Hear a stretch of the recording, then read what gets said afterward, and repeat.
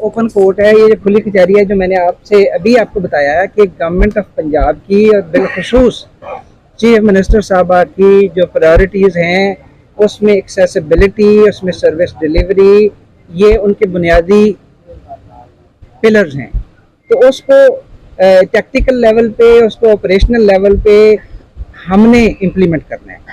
Government हमें strategy they सकती है, स्ट्रेटेजिक लेवल पे वो हमें एक राह हमारे लिए मुतय्यन कर सकती हैं, लेकिन उसको अमली तौर पे, उसको अमली जामा पहनाना हमारा काम है। तो ये उसी सोच का एक हिस्सा है और इसीलिए हम जुमे के दिन मसाजिद में जाते हैं, बाकी दिनों में कोशिश करते हैं कि दफ्तरों से बाहर निकल के तो लोगों के जाके मसाइल सुने। आज अंजुमन ताजरान से मीटिंग हुई, आज आप हमारे भाई हैं, हमारा हिस्सा हैं, हमारी मदद करते हैं, आपकी वजह से हम बहुत सारे जो इश्यूज़ हैं वो उनको रिजॉल्व कर पाते हैं। बहुत सारा क्राइम कंट्रोल वो आपकी निशानदही की वजह से होता है।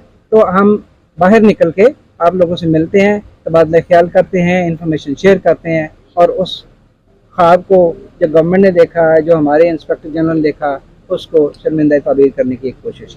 Thank you sir.